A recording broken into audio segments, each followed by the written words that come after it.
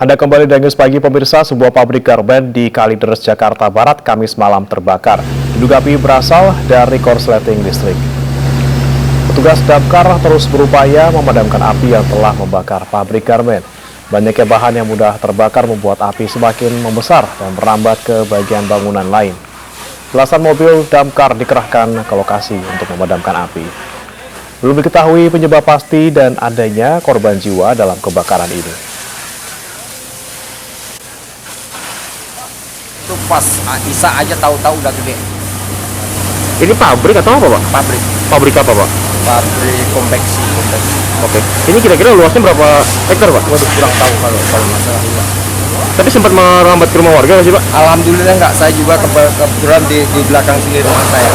Oke. Pak, ini kan pabrik, Pak ya? Apakah ada aktivitas kerja, Pak, di lokasi ini, Pak? Kalau siang ada. Kalau siang. Pada saat kejadian ada nggak, Pak? Jaksa penuntut umum menuntut terdakwa dugaan berita bohong Bahar bin Smith 5 tahun penjara. Menanggapi tuntutan JPU, terdakwa Bahar bin Smith dan pendukungnya mengamuk di Pengadilan Negeri Bandung, Jawa Barat. Maka pertanyaan saya, kelak di akhirat, Anda sekarang mendakwa saya, Anda akan didakwa di akhirat.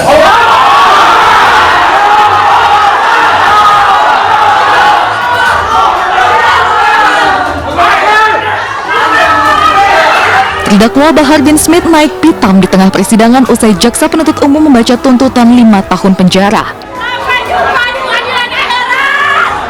Tak berhenti di situ, pendukung Bahar bin Smith juga mengamuk mendengar tuntutan jaksa. Melihat situasi tak terkendali, Ketua Majelis Hakim Dodong Iman Rusdani marah dan mengusir pengunjung yang gaduh. Tolong dia, hormati persidangan ini. Dia, tolong petugas yang hidup, suruh keluar. Kita bertahan. Sebelumnya, jaksa menuntut Bahar bin Smith 5 tahun penjara berdasarkan pertimbangan Bahar yang tak jera meski pernah dihukum. Sementara kuasa hukum Bahar menilai tuntutan JPU tidak sesuai dengan fakta persidangan. Karena fakta-fakta persidangan tidak seperti itu. Jadi saya menduga ini ada intervensi, ya, ada intervensi. Sidang selanjutnya akan digelar Kamis pekan depan dengan agenda pledoi.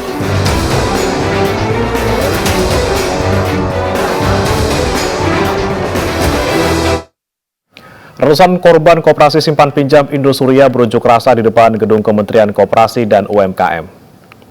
Lebih dari 100 orang korban koperasi simpan pinjam Indosuria berunjuk rasa di depan gedung Kementerian Koperasi UMKM di Jalan HR Rasuna Said, Setiabudi, Jakarta Selatan, Kamis siang. Para pengunjuk rasa menolak rapat keputusan terkait dengan pengembalian dana nasabah koperasi simpan pinjam Indosuria yang digelar secara online. Sebelumnya, koperasi simpan pinjam Indosuria menggelapkan dana 1.262 investor sebesar 4.067 triliun rupiah.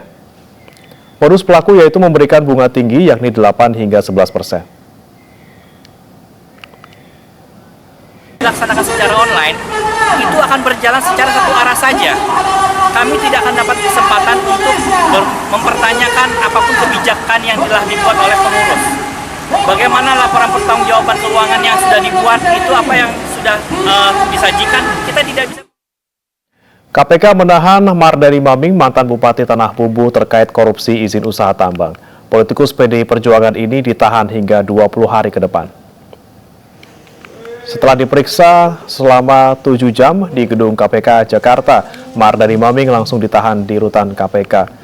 Berompi oranye dengan tangan terborgol, mantan Bupati Tanah Bumbu ini disangkakan kasus korupsi izin usaha tambang di Kalimantan Selatan.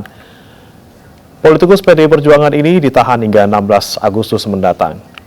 Siang tadi, Mardani Maming menyerahkan diri ke KPK setelah ditetapkan buron sejak 26 Juli lalu. Masyarakat kepada KPK kemudian melakukan pengumpulan berbagai informasi maupun bahan keterangan terkait dugaan tindak pidana korupsi dimaksud.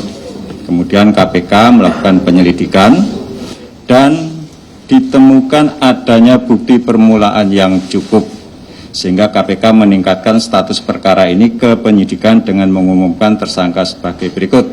MM Bupati Tanah Bumbu periode tahun 2010-2015 dan tahun 2016 sampai dengan tahun 2018. Untuk proses penyidikan dilakukan upaya paksa penahanan bagi tersangka MF oleh tim penyidik selama 20 hari pertama terhitung mulai hari ini tanggal 28 Juli 2022 sampai dengan tanggal 16 Agustus 2022 di rutan KPK pada Pom dan Jaya. Tanggal 25 saya kirim surat ke KPK. Hari Senin. Saya menyampaikan bahwa saya akan hadir tanggal 28 setelah selesai pra-peradilan. Hari Selasa saya dinyatakan DPO atau buronan. Dan lawyer saya hari Senin menelpon penyidik KPK menyampaikan bahwa akan hadir saya di tanggal 28. Dalam beberapa hari saya tidak ada, bukan saya hilang, tapi saya pergi ziarah Wali Songo. Habis itu balik tanggal 28 sesuai janji saya. Hukuman terhadap mantan Sekretaris Umum Front Pembela Islam Munarman diperberat menjadi 4 tahun penjara. Putusan ini dijatuhkan Pengadilan Tinggi Jakarta usai Munarman mengajukan banding. Munarman yang merupakan terdakwa kasus tindak pidana terorisme sebelumnya divonis 3 tahun penjara oleh Pengadilan Negeri Jakarta Timur pada April 2022 lalu. Namun hukuman terhadap Munarman justru bertambah menjadi 4 tahun usai Pengadilan Tinggi DKI Jakarta menolak banding Munarman. Pengadilan Tinggi berpendapat vonis 3 tahun terlalu ringan, juga status Munarman sebagai pengacara menjadi alasan vonisnya diperberat. Munarman didakwa terlibat dalam aktivitas kelompok teroris ISIS. Ia diduga telah membayar sejak tahun 2014 dan mempengaruhi orang untuk mendukung ISIS di Indonesia. Setiap orang dengan menimbang bahwa berdasarkan ketentuan pasal 1 angka 2 Undang-Undang Nomor 15 Tahun 2003. Roy Suryo kembali diperiksa polisi sebagai tersangka dalam kasus meme stupa Candi Borobudur yang mirip Presiden Joko Widodo. Hal itu dilakukan karena pada pemeriksaan sebelumnya Roy Suryo sakit sehingga pemeriksaan ditunda.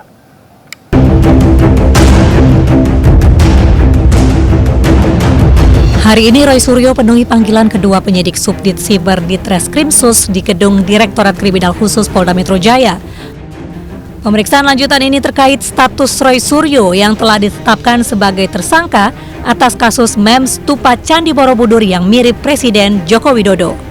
Sebelumnya Roy Suryo telah diperiksa namun jatuh sakit sehingga penyidik harus menunda pemeriksaan terhadapnya. Jadi terkait dengan perkembangan penanganan kasus terhadap saudara Roy Suryo, hari ini saudara Roy Suryo telah hadir di Polda Metro Jaya untuk menemui penyidik sesuai dengan undangan daripada penyidik dari Subdit Cyber untuk dilakukan pemeriksaan lanjutan, di mana beliau sebagai tersangka. Pemeriksaan lanjutan ini dilakukan karena pemeriksaan terakhir yang dilakukan yang bersangkutan mengeluhkan adanya gangguan kesehatan sehingga penyidik atas pertimbangan kemanusiaan tidak melanjutkan.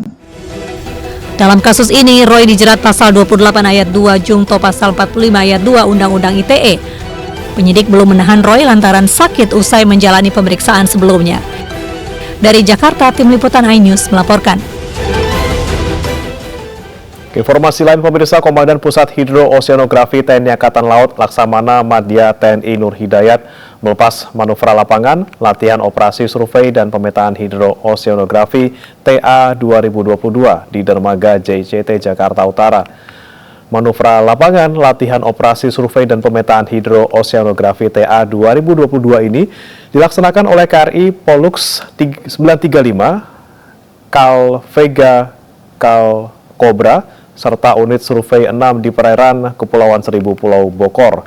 Pelatihan ini untuk melatih keterampilan prajurit dan kesiapsiagaan unsur pus hidrosal pada setiap kegiatan di laut dan melaksanakan survei secara mendadak untuk mengambil data hidrooceanografi yang dibutuhkan, baik dalam mendukung kepentingan TNI Angkatan Laut maupun kepentingan nasional. Satgas itu bisa ditempatkan di mana-mana, ya.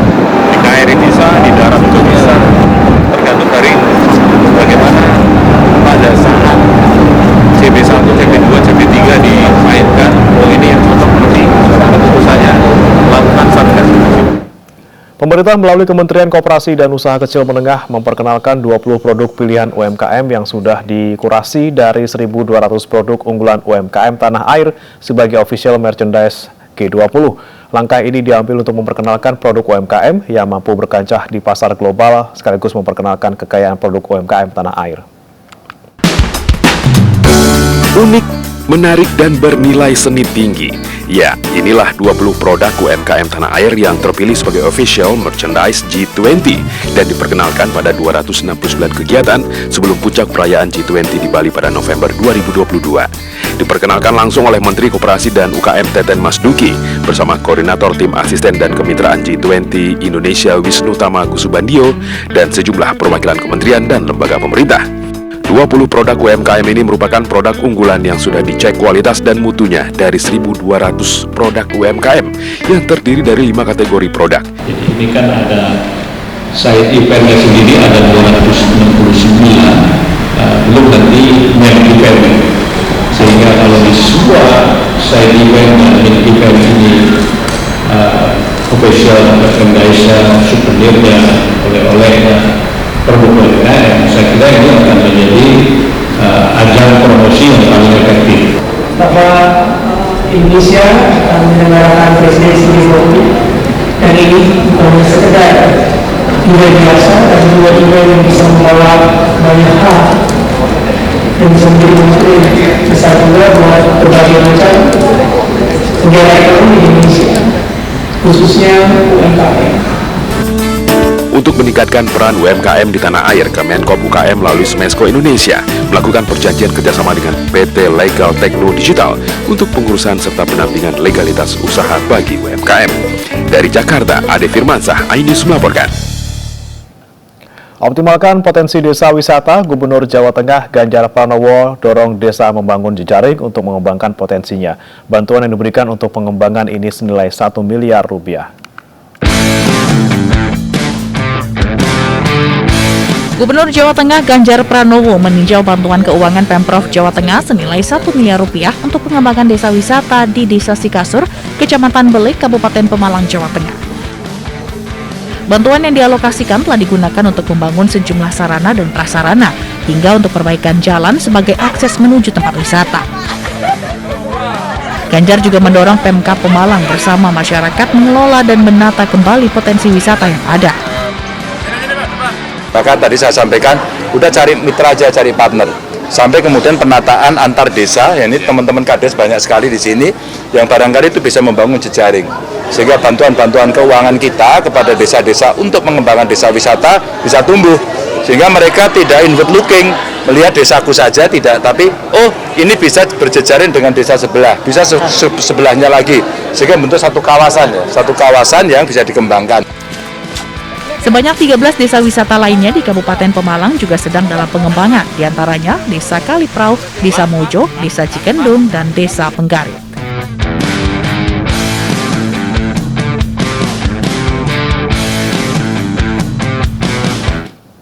Selain dikenal dengan wisata baharinya, Aceh juga dikenal dengan daerahnya yang kaya rempah dan kuliner. Untuk meningkatkan kunjungan wisatawan, pemerintah daerah Aceh menggelar festival kuliner di Kabupaten Pidi Jaya yang sayang untuk dilewatkan.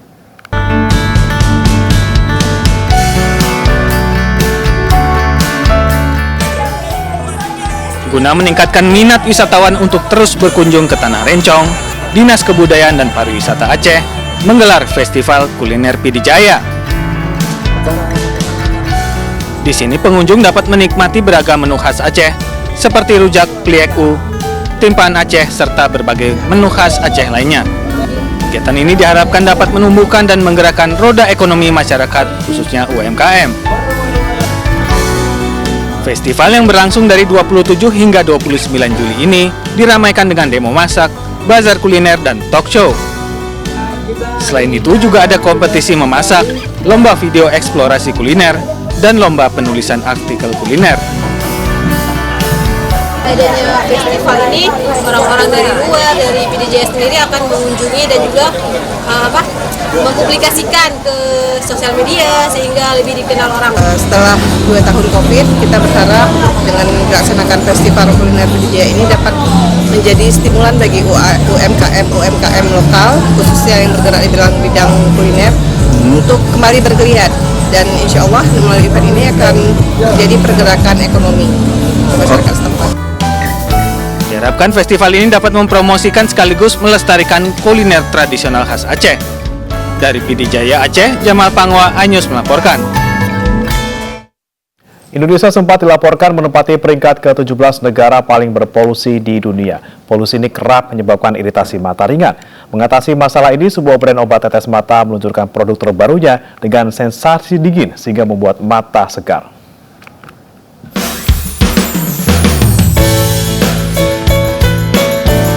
Kombipar melalui brand Insto meluncurkan produk baru dengan sensasi dingin bernama Insto Cool. Kini Insto memiliki 3 varian, yaitu Insto Reguler, Insto Dry Ice, dan varian terbaru yaitu Insto Cool.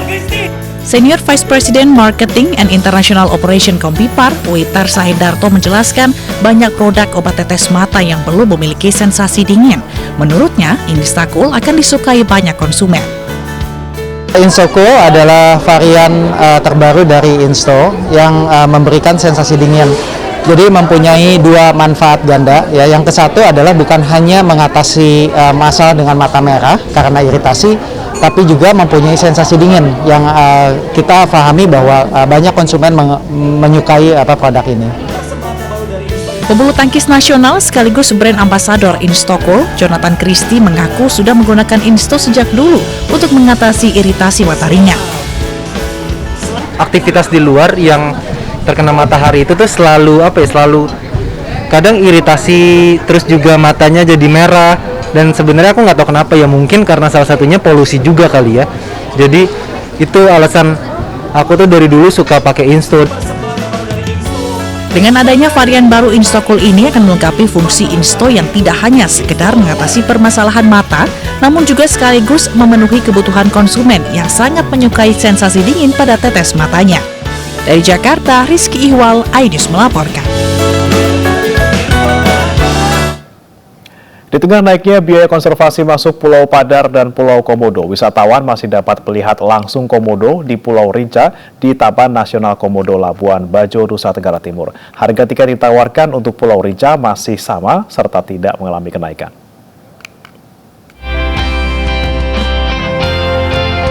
Pulau Rinca di Labuan Bajo, Nusa Tenggara Barat dapat menjadi pilihan wisatawan untuk melihat komodo secara langsung. Apalagi sarana prasarana di Pulau Rinca telah ditata rapi dan diresmikan langsung Presiden Joko Widodo beberapa waktu lalu. Harga tiket masuknya pun tidak mengalami kenaikan seperti Pulau Padar dan Pulau Komodo. Komodo di Pulau Rinca dan di Pulau Komodo itu komodonya juga sama. Wajahnya juga sama. Jadi kalau mau lihat komodo silahkan ke Pulau Rinca. Di sini ada komodo. Menparekraf Sandiaga Uno dalam weekly press briefing menegaskan, Labuan Bajo juga memiliki banyak destinasi lain yang wajib dikunjungi saat berlibur. Taman Nasional Komodo sendiri memiliki 142 pulau dan banyak destinasi lain yang bisa dikunjungi di Labuan Bajo yang menjadi andalan. Pantai yang sering sekarang dijadikan tempat untuk berfoto seperti kawasan waterfront Kampung Ujung, Marina Labuan Bajo, ada Goa Batu Cermin, ada Pantai Waicicu, Goa Rangko, Pulau Kelor, dan lain sebagainya. Harga tiket terusan untuk Pulau Komodo dan Pulau Padar sebesar Rp3.750.000 dan pembatasan kunjungan wisatawan akan berlaku mulai tanggal 1 Agustus 2022. Dari Jakarta, Indra Setiabudi, iNews melaporkan. Jelang Pilpres 2024 mendatang, para relawan tokoh menggelar sejumlah pelatihan mulai dari pembudidayaan ikan hingga bantuan untuk petani. Hal ini untuk membantu masyarakat kecil agar lebih terampil dan juga mandiri.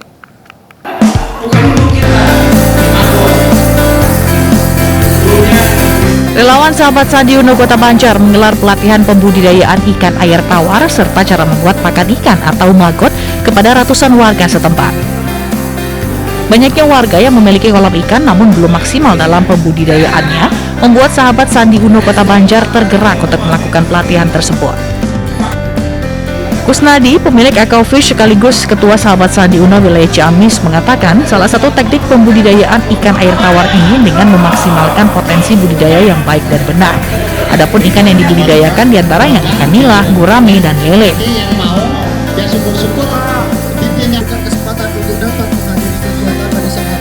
Hal serupa juga dilakukan anak muda, mahasiswa, dan milenial yang tergabung dalam Orang Muda Ganjar, Daerah Istimewa Yogyakarta, yang membagikan kebutuhan tani untuk ribuan petani di Kabupaten Gunung Kidul. Menurut Koordinator Wilayah OMG DIY, Muhammad Yusuf Rahdika, Ganjar telah membuktikan dukungannya pada kesejahteraan petani lewat berbagai program di Jawa Tengah, salah satunya program Jateng Agro Berdikari. Adapun kebutuhan tani yang dibagikan relawan OMG DIY antara lain topi caping dan tangki semprotan elektrik.